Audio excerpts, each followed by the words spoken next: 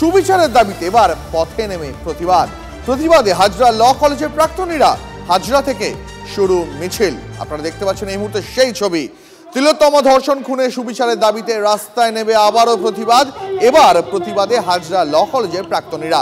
হাজরা থেকে শুরু হয়েছে মিছিলে পা মেলাচ্ছেন ছোট থেকে বড় সকলে। প্রিয়গোপাল বিশুইর শুভ উদ্বোধন বেহালায় 14 নম্বর বাস স্ট্যান্ডের বিপরীতে 16 সেপ্টেম্বর সোমবার। সকলকে জানাই সাদর আমন্ত্রণ।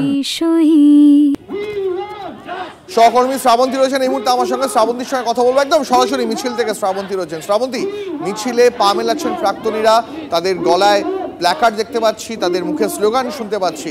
এই মুহূর্তে ছবিটা একবার যদি তুলে ধরো। প্রিয়গোপাল বিশুইর শুভ উদ্বোধন বেহালায় 14 নম্বর বাস স্ট্যান্ডের বিপরীতে 16 সেপ্টেম্বর সোমবার। সকলকে জানাই সাদর আমন্ত্রণ। এবং যেখানে রাজ্যের বড় বড় আইনজীবীরা একসঙ্গে পড়াশোনা করেছেন, তারা আজকে পথে নেমেছেন। নিঃসন্দেহে এই মিছিল থেকে জীবনের যে বিচার সেই কথা তারা বলছেন, কিন্তু যেখানে মুখ্যমন্ত্রী ইতিমধ্যেই বৈঠক করেছেন, আর নতুন কি বলার থেকে সরাসরি একটু জানতে চাইব।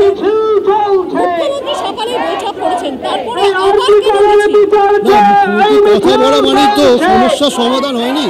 মুখ্যমন্ত্রী যদি সমস্যার যে ডিমান্ড সেই ডিমান্ডগুলি ফুলফিল করে দেয় তাহলে কোনো সমস্যাই নেই। সেটার তো এখনো কথা হয়নি, তো উনি সমস্যার সমাধান করছে।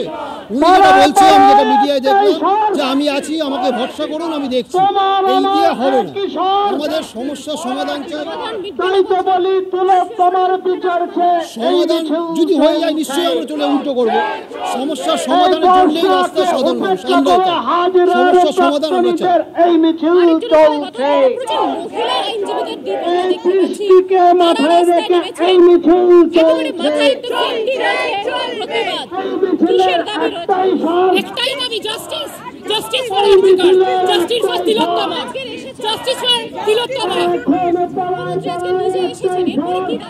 উনি এসেছেন, এরপর উনি কি করবেন সেটা দেখার, আমরা সেটার জন্য আছি। উনি কি করবেন এরপরে সেটাই দেখার। থেকে এগিয়ে যাচ্ছে এবং তাদের বক্তব্য মুখ্যমন্ত্রী এসেছেন, কিন্তু তারপরে সমস্যার সমাধান হয়নি। আর সেই সমস্যার সমাধান যাতে দ্রুত হয়, তাই এই ধরনের প্ল্যাকার্ড উৎসব নয়, বিচারও চাই। দেখতে পাচ্ছি শ্রাবন্তী, অনেক ধন্যবাদ তোমাকে। শ্রাবন্তী যে মিছিলের ছবি দেখাচ্ছিল, হাজরা ল কলেজের প্রাক্তনীরা তারা রাস্তায় নেমেছেন, তারা বলছেন উৎসব নয় বিচার চাই। অনেক ধন্যবাদ তোমাকে শ্রাবন্তী। তিলোত্তম ধর্ষণ খুনে সুবিচার চেয়ে রাজ্য জুড়ে একটা প্রতিবাদ দেখালাম আপনাদের এইমাত্র। এর পাশাপাশি শিলিগুড়িতেও প্রতিবাদ মিছিল, সেখানে পা মেলালেন অধীর রঞ্জন চৌধুরী।